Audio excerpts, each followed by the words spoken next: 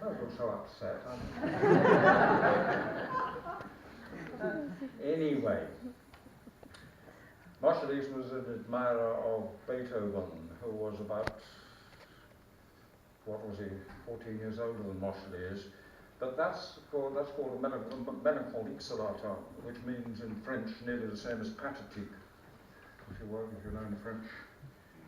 And I thought about this, and I thought, well, if we're going to demonstrate that as a galloping tune suitable for an 8-year-old boy, I think we might also consider that Mrs. Darwin would have played a bit of Beethoven, or would have played the bit of Beethoven on which that sonata is modelled. So can you give us as much as you like to play of the Pathétique Sonata by Beethoven?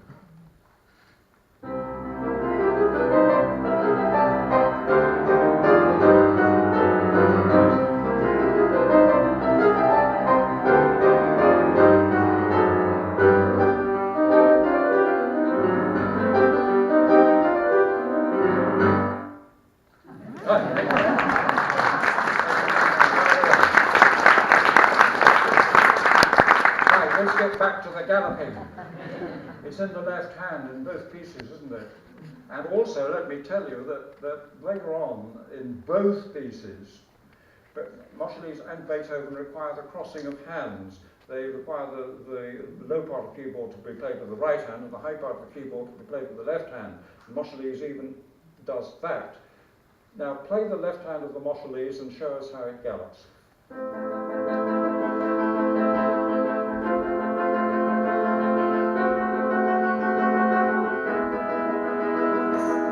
Right, good. Now play the left hand of Beethoven and show us how that goes.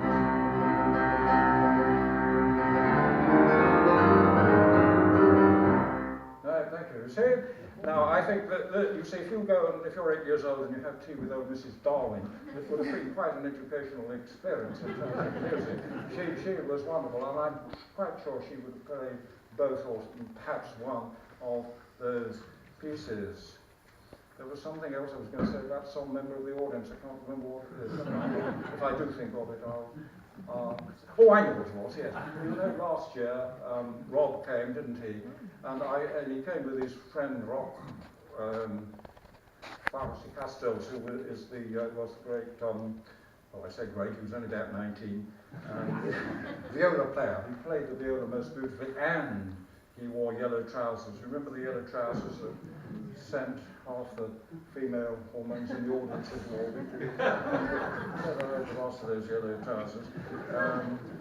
2 or 3 days later, I met a very elderly lady on the Market Hill. I did not tell you who she was. And she accosted me and said, "Young man, I hope you are aware that a viola can touch a girl in places that the violin cannot reach." I said, "Golly, I don't know what else to say," except how nice it was to be addressed as a young man at the age of nearly 80. So that's Emma Darwin. I leave her there for the moment, I think. Is there anything else I would say about her? I don't think so. No. I once heard of a young man who tried to do a doctoral dissertation on Emma Darwin's favourite food, and he began by discovering that her favourite food was prunes and rice pudding, so he gave up his good And so we'll leave Emma Darwin there for the moment, and that particular diary entry. We're doing okay for time. So that is 1885. Now, here's another diary entry from the 22nd of March, 1881. This comes nearer home. At 7:30, Mr. and Mrs. Raymond and their son of Belsham, near Sunbury, came to dinner. Mrs. Wing sang. But Mrs. Wing there tonight, but she's over there. She's going to come out in a minute. Now, there was a dinner party in Grove Lodge given by the whole Humphrey family for the Raymond family. And they've got a young son who was coming up to, I think it was Emmanuel College, at the age of 18. And old Sir George Humphrey got to hear of this, and he said, well, the boy needs a bit of an introduction to the university. Bring him up to Cambridge and let him have dinner with us. So the Raymonds set out from Belsham Hall well, how would they have got to Cambridge? They would have taken the family carriage, I suppose, from Belsham Hall to Clare or to Cavendish railway station, and they would have gone to Cambridge, and they would have been picked up by the Humphrey carriage at Cambridge station. Now the Humphreys were quite wealthy people. I mean, they kept a big staff. They had a butler, and I don't know how many footmen and maids. I mean, Sir George, as a professor of surgery, earned a good deal more than a modern professor would earn, and he also had estates in North America and Canada. In fact, his descendants still live in Canada, and one of them is coming over here to talk to us in 2 or 3 weeks' time. So that's the diary entry. At 7:30, Mr. and Mrs. Raymond and their son of Belsham came to dinner. Mrs. Wing sang. 4 words, is it? Mrs. Wing, no, 3 words. Mrs. Wing sang. Now it occurred to me that this business of holding dinner parties in the Victorian and Edwardian periods always entailed making sure that one of the guests could do something musical and could perform after dinner. And I think this went on until far into the 20th century.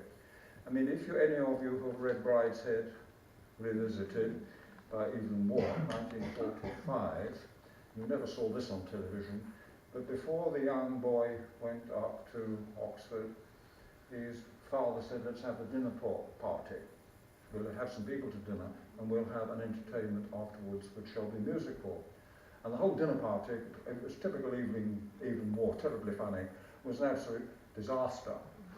And Waugh describes it as a gruesome dinner party, at which a little music afterwards was performed by a monoglot Munich publisher who played the piano atrociously and was listened to by a young lady called Miss Gloria Orme Herrick, with her little moustache and her very large feet.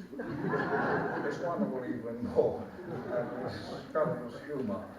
And I put this diary entry and thought on the table and thought about it, and I thought, what does it remind me of? And it reminds me of that bit of Evelyn Waugh.